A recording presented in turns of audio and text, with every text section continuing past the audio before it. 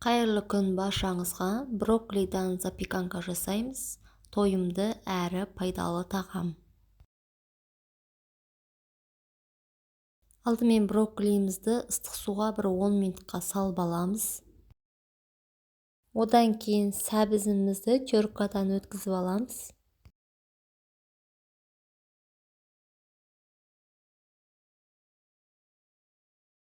Сырымызды да теркадан өткізіп аламыз, осылай майда жағымен.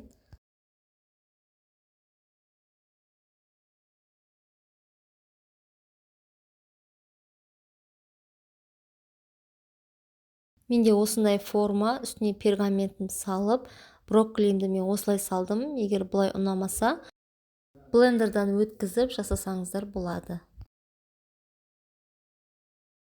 Одан кейін үстіне сәбізімізді осылай тегістеп салып аламыз.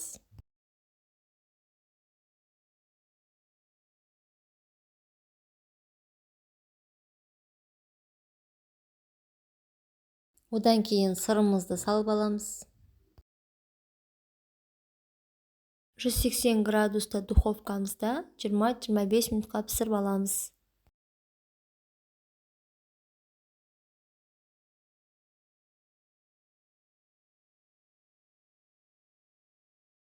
Менде осы 2 жұмыртқамызды үстіне осылай құйып аламыз да қасықтың көмегімен тегістеп аламыз. Запеканкамыз дайын болды. Формасынан алып, қазір кесіп көрсетемін. Егер брокколиді бұлайша өзіне жеу ұнамаса, балдарыңызға ұнамаса, осылай блендердан езіп, осылай жасап берсеңіздер болады. Рецепт ұнаса жасап көріңіздер, көңілдеріңізден шығады деген ойдамын.